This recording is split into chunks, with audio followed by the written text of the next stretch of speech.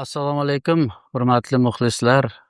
Xabaringiz bor, Yangi O'zbekistonda bugungi kunda keng ko'lamda islohotlar muhtaram Prezidentimiz rahbarligida shiddat bilan amalga oshirilmoqda. Bugungi kunda Yangi O'zbekiston g'oyasini amalga oshirish, 3-Renessans poydevorini qurish va mustahkamlash bo'yicha ko'lamli ishlar amalga oshirilayotgani va barchamiz bu jarayonlarda bevosita ishtirok etyapmiz. Aynan mana shu islohotlarning nafasi viloyatlar kesimida juda o'zining katta ifodasini topmoqda. Mana shu yo'nalishda aynan islohotlarni samaradorligi namunali amalga oshirilayotgan hududlarimizdan biri Farg'ona viloyati bevosita hisoblanadi. Shuning uchun bugun biz Farg'ona viloyati hokimi hurmatli Xayrilla Hayitboyevich Bozorov bilan suhbat uyushtirishga qaror qildik. Assalomu alaykum. Assalomu alaykum. Hurmatli Xayrilla Hayitboyevich, avvalambor bizga intervyu berishga rozilik bildirganingiz uchun sizga katta minnatdorlik bildiramiz. Joriy yilda muhtaram Prezidentimiz 27-28 aprel kunlari Farg'ona viloyatiga tashrif buyurdilar. Ushbu tashrif davomida Farg'ona viloyatida amalga oshirilayotgan iqtisodiy, ijtimoiy islohotlar, shu bilan birgalikda sanoat, madaniy, ma'naviy rivojlanish bo'yicha ham islohotlar ko'lami o'rganib chiqildi va muhtaram Prezidentimiz bevosita ko'p topshiriqlar va ko'rsatmalar berdi. Shu fursatdan foydalanib, Xayrilla Hayitboyevich, sizdan bir savol so'ramoqchi edik. Prezidentimizning 27-28 aprel kunlari viloyatga tashrif chog'ida iqtisodiyot, sanoat, eksport va investitsiya miqdorini oshirish bo'yicha ko'plab topshiriqlar berdilar. Mana shu topshiriqlarni ijrosi qanday amalga oshirilayotganligi haqida aytib bersangiz. Olimlar rahmat tashrifinglar uchun. Rahmat. Va bugungi mana shu suhbat uchun ham.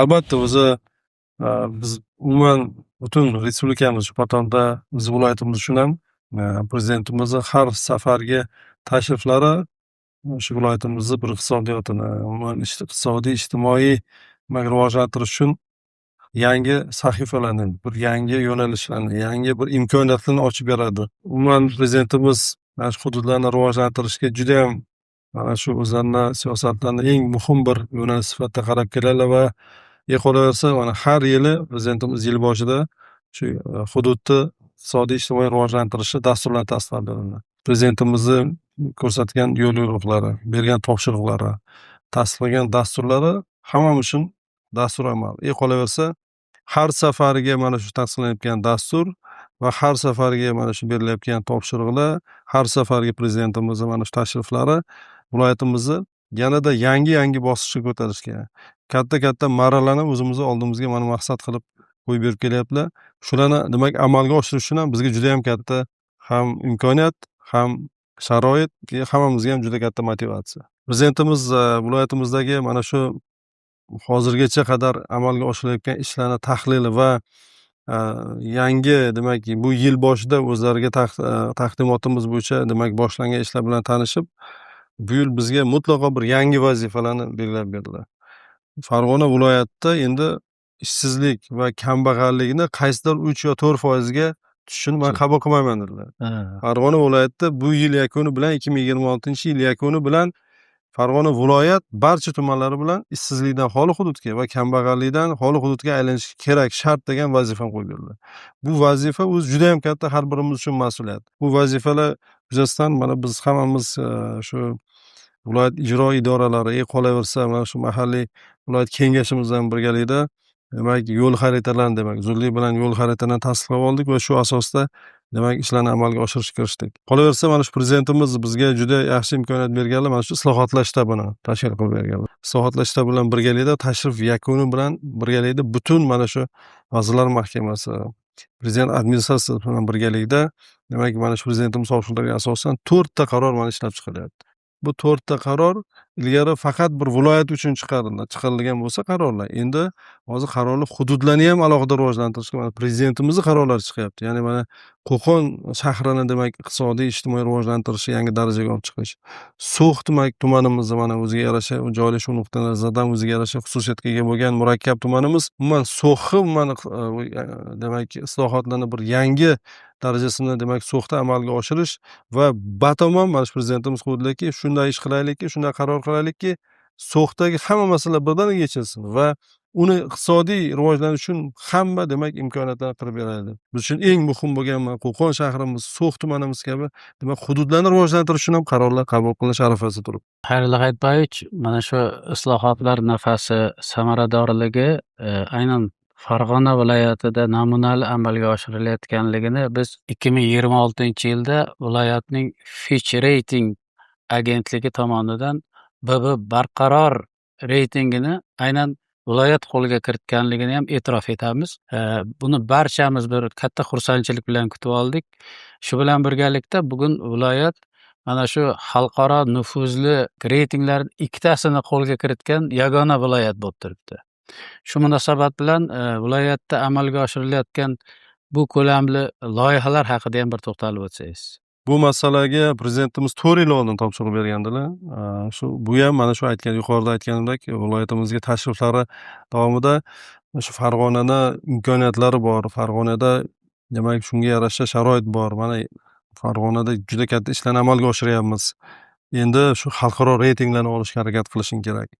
Qolaversa shu xalqaro reytinglarni olib demak Farg'ona ham endi o'zini demak masalalarni, ya'ni iqtisodiyotni rivojlantirishda yoki ijtimoiy sohadagi masalalarni, muammolarni yechishda xalqaro xorijiy moliya muassasalarini ham mablag'larni jalb qilish kerak.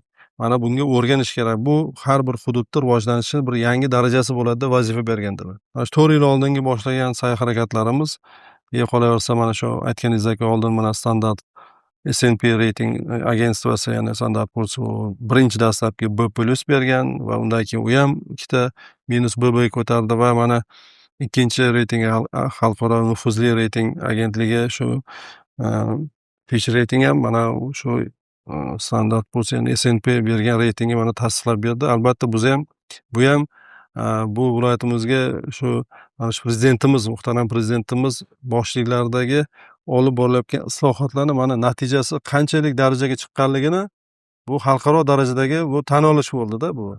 Albatta bu hech qachon bu ikkita tashkilot ham shunchaki quruq hisobotga yoki qandaydir quruq raqam uchun bu bahoni bermaydi. Mana shu prezidentimiz boshlab bergan islohotlarni va ijrosining natijasi. Bu har bir erishilgan natijalar va har bir shu iqtisodiyotimizni demak ko'rsatkichlarini ular juda ham bir mukammal ravishda o'rganib chiqib ushbu bahoni berdi.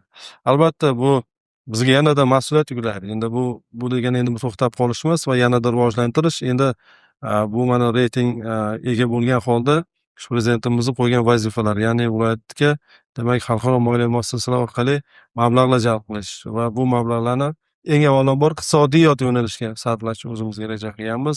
Demak, ya'ni bu olingan pul yana pul qaytarish kerak. Bu kiritilgan pul, sarmoya olingan endi bu qarz sifatida oladi.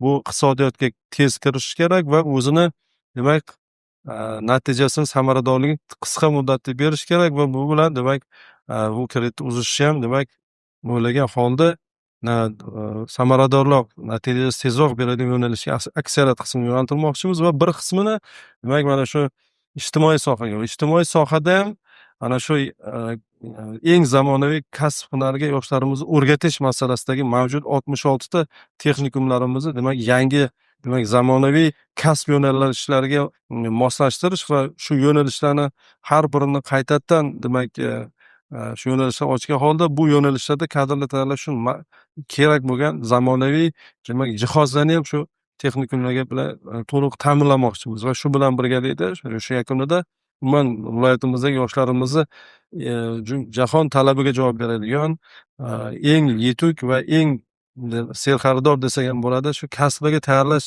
va shu yo'nalishlarga ishlatishni o'zimizga maqsad qilib qo'yganmiz. Mana biz hozir Farg'ona shahrida erkin iqtisodiy zonalarni ham ko'rdik va u yerda amalga oshirilayotgan loyihalarni ko'rib, nafaqat unga bu katta bir e'tirof, balki Bu demak, Farg'ona viloyati, qolaversa respublikamizning iqtisodiy salohiyatini yanada yuksaltirishga xizmat qiluvchi bir maskanlar sifatida e'tirof etdik. Mana shu yo'nalishlarda tadbirkorlarni yanada kuchliroq qo'llab-quvvatlash bo'yicha qanday ishlar amalga oshirilmoqda? Prezidentimizni farmonlari bilan mamlakatimizdagi eng birinchi erkin iqtisodiy zonalar ham mana shu Farg'ona viloyatida Qo'qon erkin iqtisodiy zonasi tashkil etilgan. Qo'qon erkin iqtisodiy zonasi respublikamizning mana shu erkin iqtisodiy sanoat zonalari ichida eng yetakchilardan biri bo'lib, bugun faoliyatini yuritib kelyapti. 3-marta bu erkin iqtisodiy zonani hududini kengaytirdik. 3-marta. O'tgan yilgi tashriflarda ham prezidentimiz demak Qo'qon erkin iqtisodiy zonani mana shu yer tugayotganligini bildirgan o'zlari mana Quvasoy shahriga tashrif buyurganlarida Quvasoy shahrimizda 300 gektarlik filiali tashkil bo'lgan. Bugun O'zbekistonimizda nufuzi qolaversa mana shu investitsion jozibadorlik shunchalik yuqoriligidan bugun bu ajratilgan zonalarga ham xorijiy investorlarda talab yuqori bo'ladi, ham mahalliy o'zimiz tadbirkorlarimiz